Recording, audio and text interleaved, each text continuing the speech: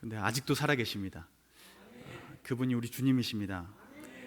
그래서 오늘도 이 예배 가운데 우리와 함께 하십니다. 그 주님께서 우리에게 또 예배하시는 은혜를 부으실 줄로 믿습니다.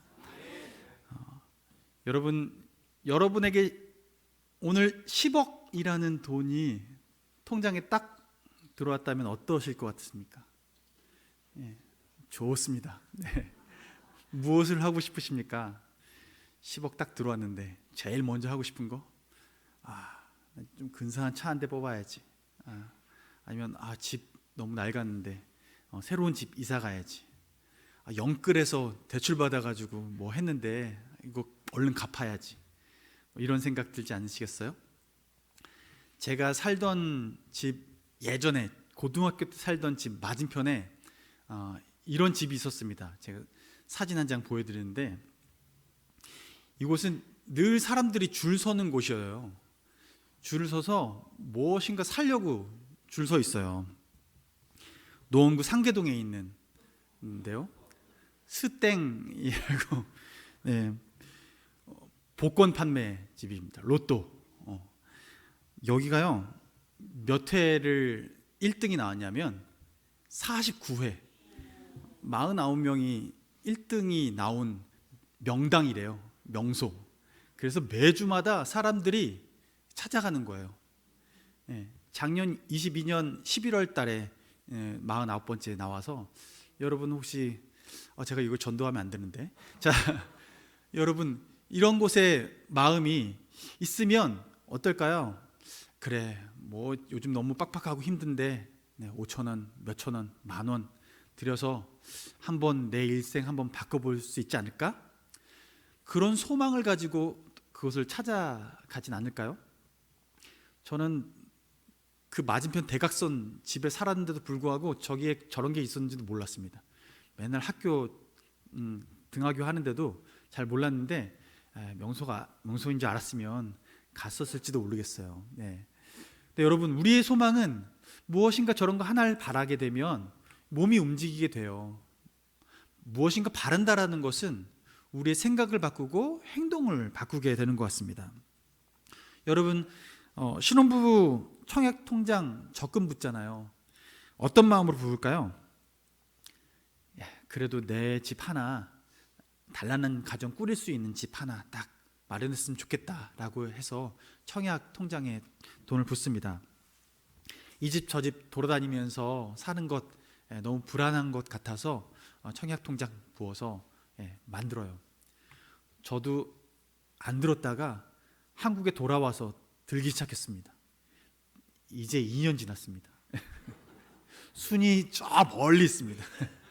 언제 주님이 허락하실지 모르겠지만, 그런데 여러분, 무엇인가 소망이 있기 때문에 그것에 돈을 투자하지 않겠습니까?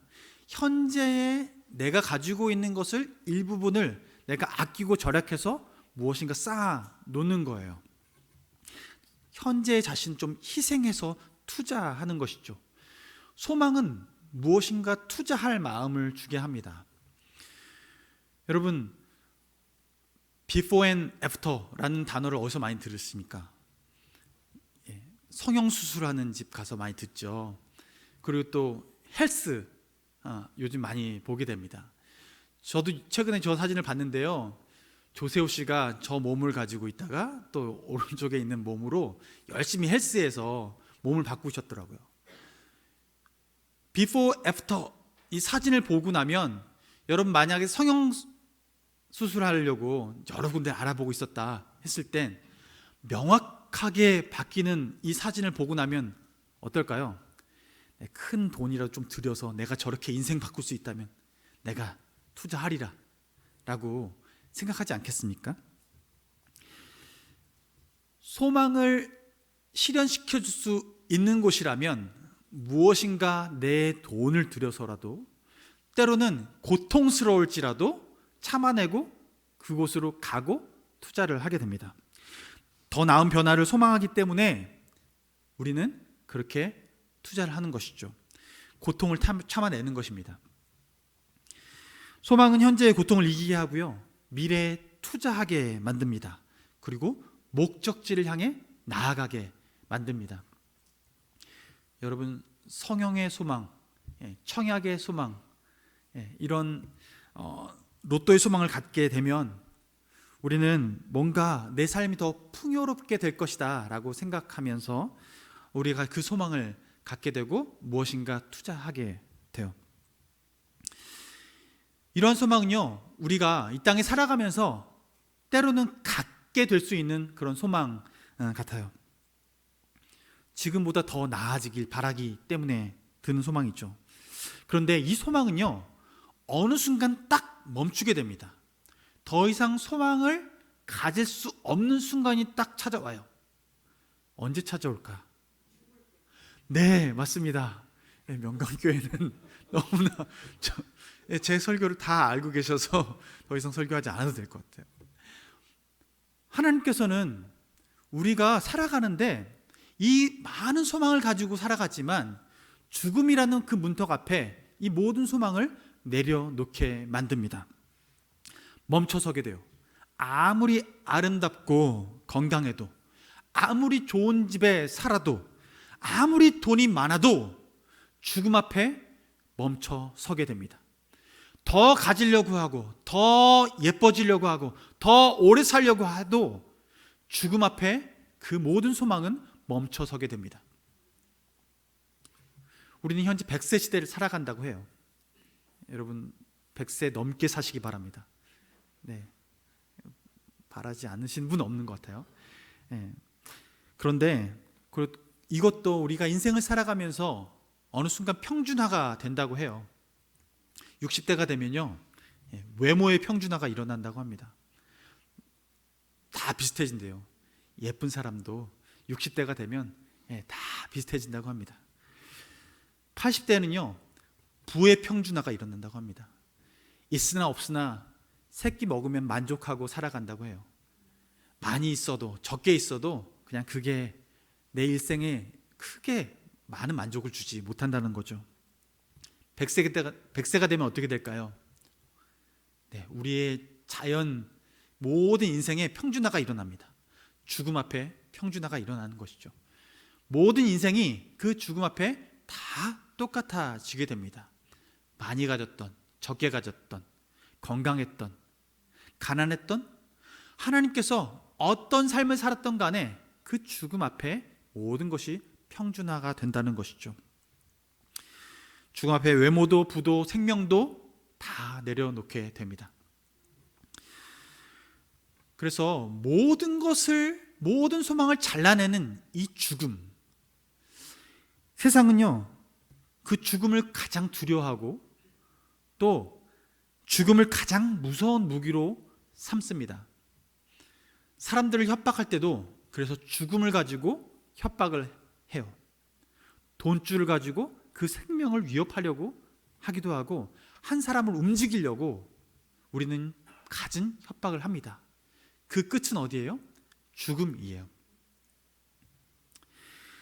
사탄 마귀 또한 예수님을 죽음으로 몰아가셨습니다. 그것이 사탄 마귀가 가장 마지막까지 내몰아갈 수 있는, 모든 소망을 끊을 수 있는 종착지이기 때문에 그렇습니다. 사탄은 예수님에게 모든 것을 빼앗아 가려고 했습니다. 그래서 십자가에 못 박았습니다. 그래서 결국은 예수님도 그 죽음 앞에 멈춰 서셨습니다. 십자가에 피 흘려 죽으셨고 그분은 사흘 동안 무덤에 계셨습니다. 세상 누구도 피해갈 수 없는 그 관문을 예수님께서는 지나가셨어요. 보세요. 예수님이 살아생전에 얼마나 위대한 일을 많이 하셨습니까? 병든 자 치료하셨습니다. 가난한 자 위로해 주셨습니다. 핍박받는 자 위로해 주셨습니다. 기적을 보이셨습니다. 많은 사람들을 먹이셨습니다. 죽은 사람도 살려내셨습니다. 세상 사람들에게 그렇게 성자라고 불릴 수 있을 만한 일을 하신 그분이 그런데 죽으셨습니다. 죽음을 피하지 못하신 예수님, 만약에 예수님께서 그렇게 좋은 일을 하시고 위대한 일을 하시고 죽으시고 끝나셨다면 좋은 성자 중에 한 분으로 기억 남는 게 맞습니다. 그러나 예수님은 그런 좋은 성자 한 분이 아니십니다. 예수님은 부활하셨습니다. 예수님은 우리를 위해 부활하셨습니다. 완전히 죽으신 예수님은 온전히 부활하셨습니다. 그래서 우리에게 새로운 소망을 주셨습니다.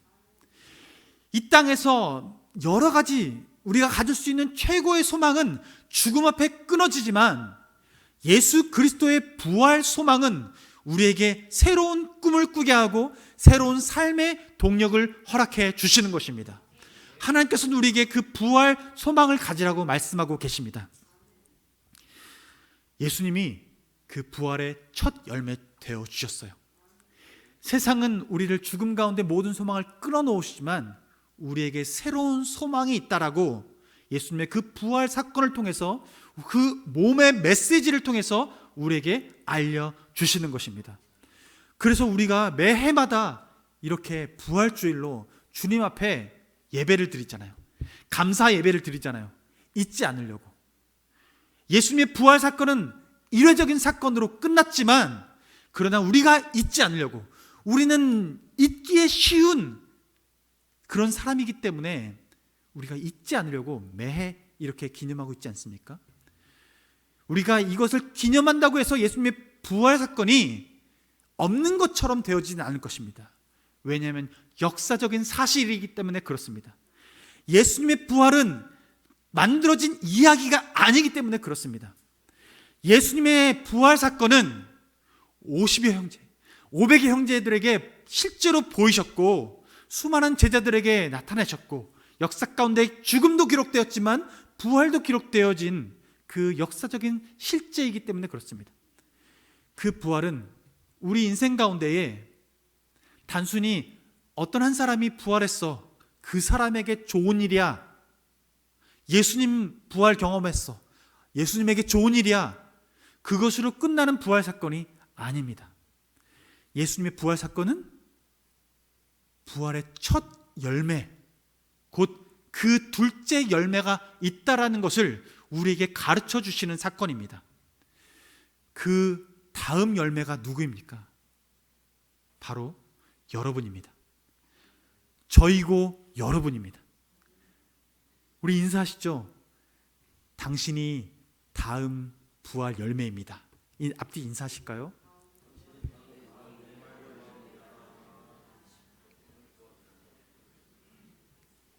여러분, 이 다음 부활 열매는 언제 맺힐까? 과실수가요, 땅에 맺히고 그것이 자라나고 열매를 맺을 때, 감도요 해거리를 해서 두 해마다 풍성하게 열매를 맺지만 해마다 우리는 사과를, 배를, 이런 과실수들을 따서 먹습니다. 한 해에 한 번씩 맺는 거예요. 그러면 부활의 첫 열매 되신 예수님, 그 부활의 열매가 맺혔다면 그 부활의 다음 열매가 맺히는 그 계절은, 그 한 해는 언제일까? 바로 예수님께서 재림하실 때입니다. 예수님께서 초림하시고 예수님이 재림하신 그때가 바로 부활의 다시 열매를 거두어 드릴 때가 되는 것입니다. 우리가 그래서 무엇을 소망할까요? 예수님의 재림을 소망하는 것입니다. 예수님께서 재림하실 때에 우리가 예수님과 같이 다시 부활의 그 열매를 맛보게 될 것이고 우리가 그런 몸으로 다시 주님 앞에 서게 될 것이기 때문에 그렇습니다. 여러분, 우리 몸은 썩어집니다. 미모도요, 60이 되면 평준화가 되고, 이미 평준화가 지나가신 분들도 여기에 계시지만, 하나님께서는 우리에게 모든 것이 그렇게 이 땅에선 소망이 사라지는 것, 그 삶을 살아가게 하시지만 하나님께서는 우리에게 부활의 소망을 주셨습니다. 하나님께서는 그 부활의 소망을 붙들고 이 땅 가운데 살아가라고 말씀하십니다. 예수님께서는 이 땅에 성령으로 잉태되셔서 마리아에게 나시고 이 땅 가운데 성령의 인도함 받아 살아가셔서 많은 기적을 베푸시고 많은 사람들에게 이 땅 가운데 예수님이 주라는 사실을 증거하시고 이 땅에서 죽으시고 부활하셨습니다.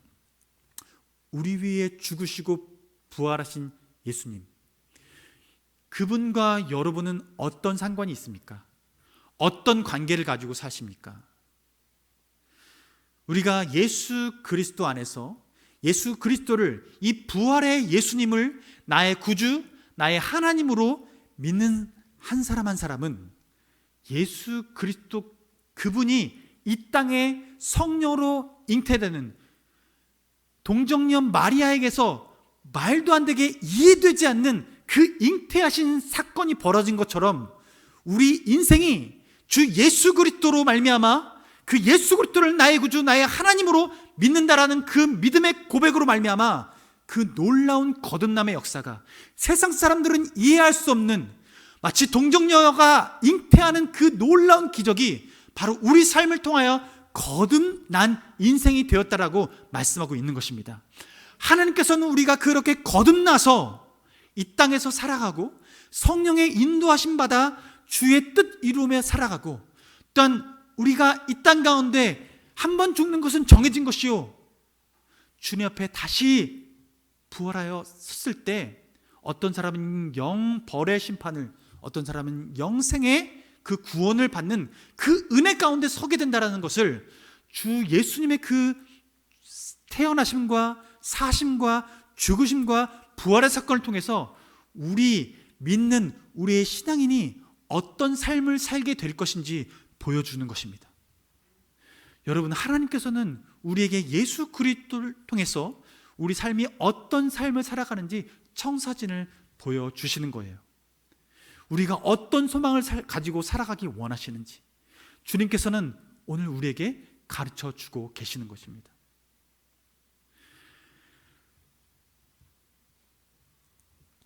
예수님께서는 그렇게 우리가 이 땅의 소망은 죽음으로 끝나지만 우리가 부활 소망을 가지게 될 때 우리에게 끊어진 그 부와 기회와 영광이 예수님께 다시 회복되어지고 그 영광스러운 예수님의 영광이 드러나는 것처럼 우리 또한, 믿는 우리 또한 그런 존재가 되어질 것이라고 말씀하고 있는 거예요. 그래서 주님께서는 이 땅에 사시면서 제자들에게, 그리고 군중들에게, 회중들에게 말씀하실 때 하나님 나라에 대해서 선포하시고, 하나님 나라에서 선포하실 때 우리의 물질관과 세계관, 그리고 재정관들을, 그리고 우리가 가지고 있었던 많은 생각들을 바꾸어 주셨어요. 주님께서 물질관, 세계관, 재정관 어떻게 하셨습니까? 이 땅에 재물을 쌓아두지 말라고 하셨어요. 하늘의 보화를 쌓아두라고 하셨습니다. 어떻게요? 이웃에게 흘려보내서 그것을 쌓아두라고 하셨어요. 이 땅에 좀과 도둑이 드는 그 창고에 쌓아놓지 말고 하늘에 쌓아놓으라고 말씀하셨습니다. 그것은 하나님 사랑, 이웃 사랑이란 이 대계명 아래 주님께서는 우리가 어떻게 이웃을 위해서 살아갈지, 그 재정을 어떻게 사용해야 될지, 그것이 우리가 하나님 나라, 주님 품 안에 우리가 안겼을 그 나라의 그때에 우리가 어떤 삶을 살게 될지, 얼마나 풍요로운 삶을 살게 될지 알게 된다는 거예요. 여러분, 우리는 이 땅에 살아가면서 우리의 면류관은 우리가 복음을 전하고 변화되어지고 그리고 새 생명을 얻는 그 한 사람이 우리의 개인의 면류관이 되는 줄 믿으시기 바랍니다. 우리가 그 면류관을 가지고 주님 앞에 서게 될 때 주님께서는 우리에게 면류관이 더 풍성하게 쌓이게 하시는 방법이 무엇인지, 바로 그 재물을 어떻게 이 땅에서 사용하며 살았는지를 보며 주님께서는 우리에게 그 면류관의 빛을 바꿔주실 거예요. 하나님께서는 우리가 예배 때 헌금 많이 했는가? 네, 그것도 중요하죠. 그런데 우리가 이웃을 위해서 어떻게 살았는가? 그것 또한 중요하게 여기십니다. 우리 재정이 어떻게 흘러갔는지 우리가 그것을 주님 앞에 셈하게 될 날이 오게 될 것입니다. 그래서 세리 삭개오는 예수님을 만나서 그 재정관이 바뀌었습니다. 예수님을 만나고 식사 한번 하고 우리 인생의 참된 친구 되신 예수님, 그분을 만나니 내가 연을 끊고 살았고 착취했던 주변 사람들, 그 사람들이 내 친구구나, 이웃이구나, 이것을 알고 내가 가지고 있었던 재산의 절반을 내어주고 혹여라도 내가 그 사람에게 착취했던 것이 있다면 4배라도 갚아주겠다라고 말하며 그것을 실행했던 삭개오. 그는 그 재정관이 바뀌었던 사람인 것입니다. 주님께서는 우리가 그 가치관이 바뀌어서 이 땅 가운데 하늘의 소망을 두고 살아가길 원하세요.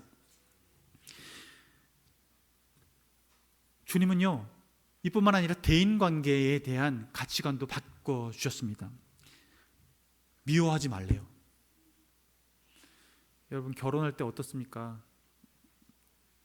남편과 아내 만날 때, 당신 없이 못 살아, 너 없이 못 살아 하고 연애하고 그리고 결혼하잖아요. 살다 보니 어떠세요? 너 때문에 못 살아. 당신 때문에 못 살아. 그러잖아요. 미워하지 말라십니다. 주님께서는. 미움이 우리 일상 가운데 살아갈 때 잘 찾아오는 감정이에요. 서운한 거요, 너무 쉽게 찾아오는 감정이에요. 평소에 그렇게 많이 잘해줬는데 실수한 것 그 딱 하나 가지고요, 떠나더라고요. 하나님께서는 우리 마음이 바다와 같아지길 원하십니다. 모든 것을 받아내줄 수 있는 그런 바다 같길 원하세요. 미움이 살인이라고까지 말씀하시면서 미워하지 말고 용서하라 말씀하세요. 우리의 대인관계의 시작은 용서에서 시작합니다. 그 다음에 사랑할 수 있어요. 용서할 수 없으면 사랑을 못 하더라고요. 간음 현장에서 붙잡혀온 여인이 있었습니다. 사람들이 돌을 쳐들고 죽이려고 그 눈에 보이는 곳에서 으시 하고 들고 있었어요. 예수님에게 묻죠. 이 여인은 어떻게 하냐고. 현장에서, 그냥 몰래 된 것도 아니고 현장에서 잡혀온 여인이라고 얘기하면서 이 여인은 돌에 맞아 죽어도 맞습니다. 이렇게 얘기하면서 예수님 어떻게 하실 겁니까? 라고 물으시면 그때 예수님은 말씀하십니다. 죄 없는 자가 나와서 돌로 치라 말씀하세요. 어느 한 사람 남지 않고 모두가 떠났습니다. 예수님도 그 여인에게 얘기합니다. 주변에 누가 있느냐? 아무도 없습니다. 나도 너를 정죄하지 아니하노라.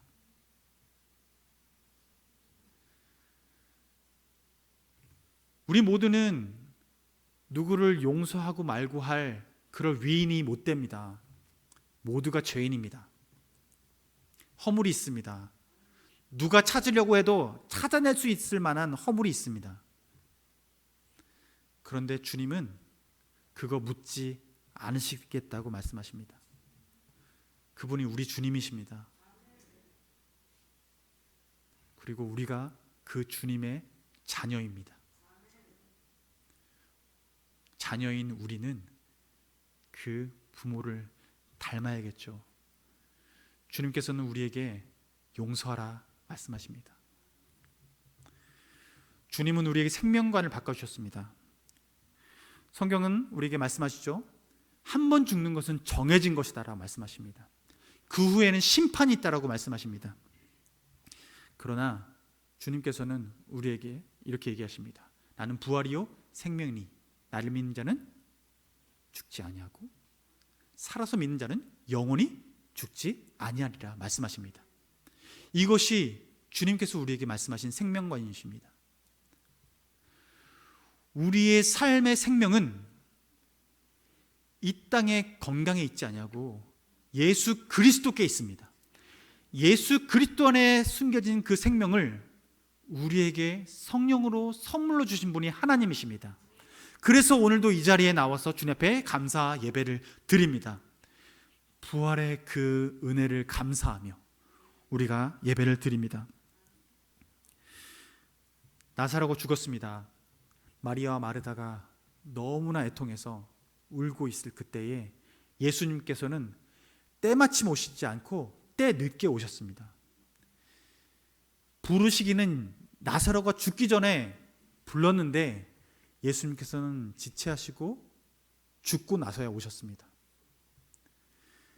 예수님은 나사로의 무덤 앞에 가서 슬피 우셨습니다. 죽음은 그 누구도 기쁜 것이 아닙니다. 아무리 이 땅에서 우리가 부활 소망을 갖고 살아간다 하더라도 그 죽음이라는 것은 떼어지는 가족들과 그리고 사랑하는 사람들과 떨어지는 이 아픔은, 그것은 부활 소망으로 감추기 어려운 힘든 고통인 것입니다. 예수님도 고통스러우셨습니다. 우셨습니다. 그때 그 울음 가운데에 주님께서는 그 무덤 앞에 나가서 외치시는 거예요. 나사로야 나오라, 나사로야 나오라 라고 외치십니다. 그때 나사로는 죽어서 썩은 냄새가 풀풀 풍기는 그 나사로는 마치 옆방에서 게임하다가 엄마 아빠 밥 먹어라 하는 소리 듣는 것처럼 그렇게 나사로는 붕대를 칭칭 감고 나옵니다. 주님의 음성을 듣고 나옵니다.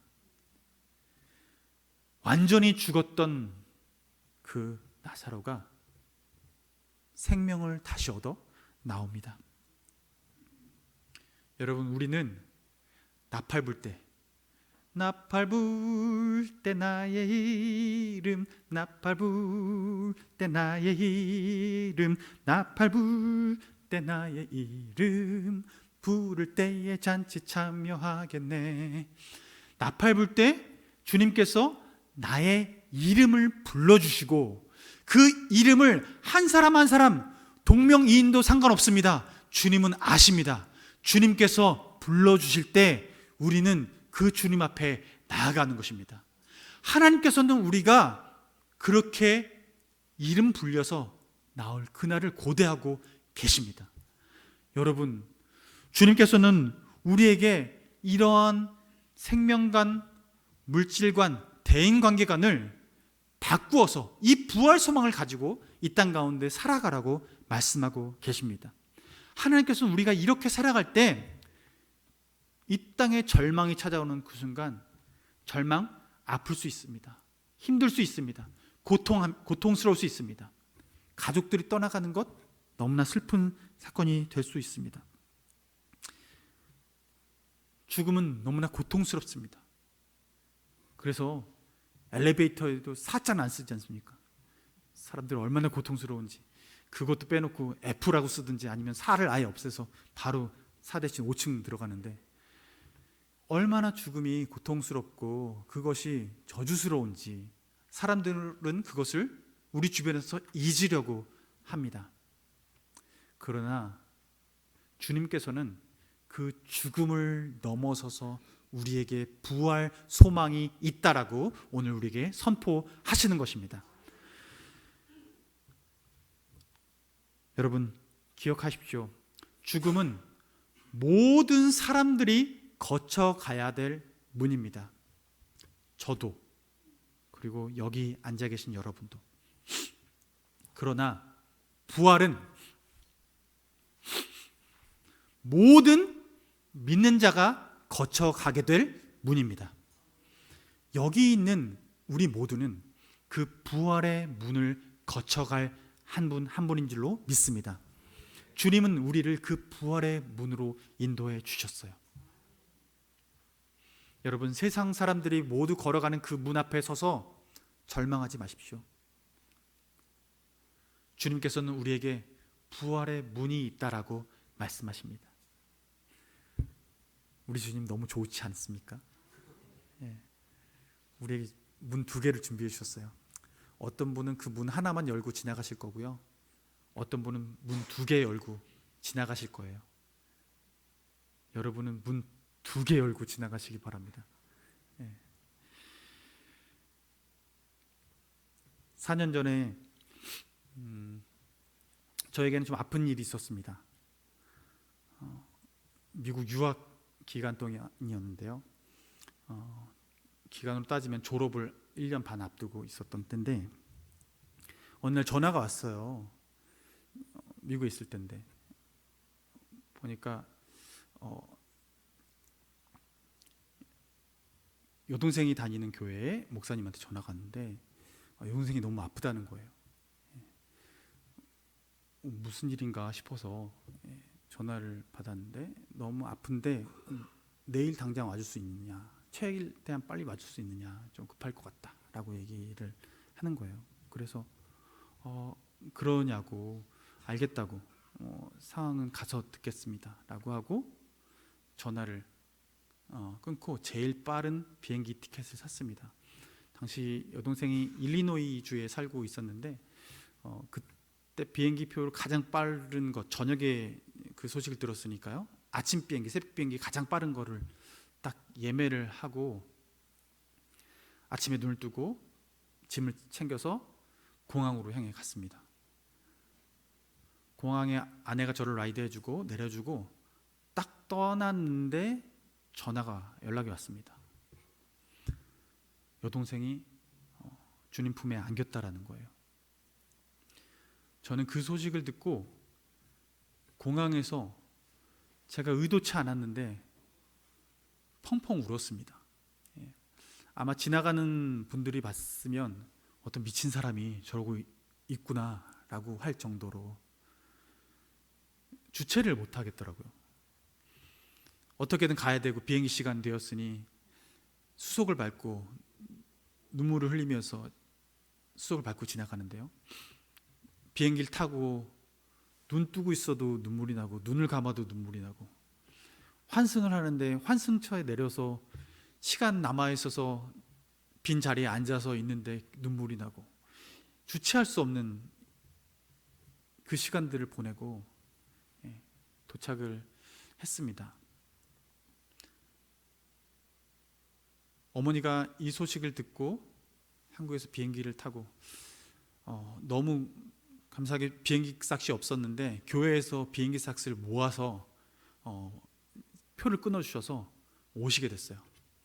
제일 빨리 오셔서 저를 만나고 차를 타고 다시 돌아가는데 어머니께서 저한테 이런 얘기를 하시는 거예요. 저희 어머니는 저희 가정의 믿음의 1대이십니다. 그런데 이렇게 얘기를 하세요. 준아, 동생 은정이 천국에 갔을까? 이게 마음의 가장 큰 짐이다 라고 얘기를 했어요. 동생은요 되게 딱 이성이 바른 친구예요. 이화여대를 졸업하고 그곳에서 친구들과 사귈 때도 되게 뭐랄까 이야기 나누고 저랑 얘기할 때도 이성적으로 뭔가 대화하는 친구였어요. 세상이 정의감에 되게 불타는 그런 친구였어요. 저랑 교회도 같이 다니고 어렸을 때 믿음도 있었는데 어느 순간은 비판적인 모습도 보이고, 근데 미국에 가서 여동생이 교회를 다니기 시작하고 그리고 세례를 받았어요. 제 여동생이 세례를 받았다라는 건 제가 그 평소의 삶을 봤을 땐 결단이 아니고서는 절대 받을 수 없는, 마음에 결단하지 않고는 절대 받을 수 없는 행위였어요. 그래서 어머니에게 말씀드렸어요. 세례 받은 그걸 보면 믿음의 고백이 분명히 했었습니다 라고 얘기를 드렸어요. 어머니는 그 얘기를 듣고 마음에 안도감을 느끼셨어요.